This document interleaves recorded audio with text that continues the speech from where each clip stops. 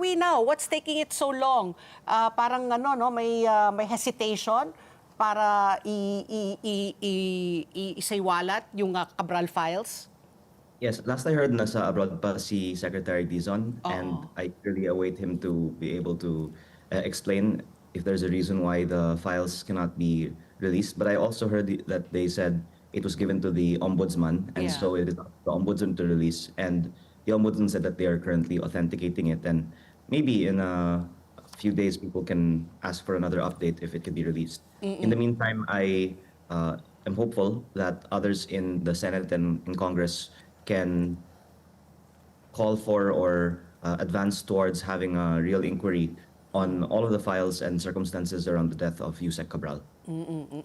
So ano, Kong Leviste, itong Cabral files, no, na talagang marami ang nagsasabi nga na I think you're getting a lot of calls also not to release that files because a lot of names are there.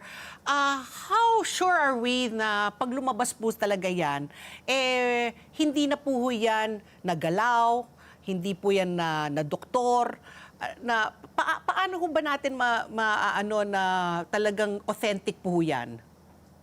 One very simple way, ma'am, is I actually saw the copy of another person who obtained the files also from DPWH over the holidays. And eksakto po, yung kopya niya, kopya ko. So at least yung mga testimonyo din ng mga iba sa media tungkol sa kanilang mga files ay pareho din. So maraming ibang mga may kopya din ng files, hindi lang po ako. At pwede natin lahat i-compara ang ating mga kopya. Mabuti po kung kasama ng ombudsman at DPWH, kumpara natin ating lahat ng mga kopya. Oo. So, meron pong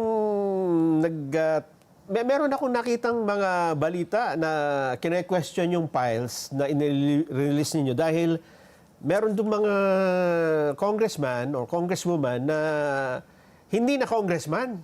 O yung iba patay na. Kung Lian. Tanong na lang nila ang DPWH tungkol dyan kasi sila yung gumawa ng listahan, hindi naman po ako. oo. Sa files, may mga 13 names of encoders. At mahalaga siguro din na protektahan ang mga encoders at baka sila din ang pwedeng magpaliwanag tungkol sa iba't ibang mga code names, iba't ibang mga instructions na nakasulat po sa mga files. Oo.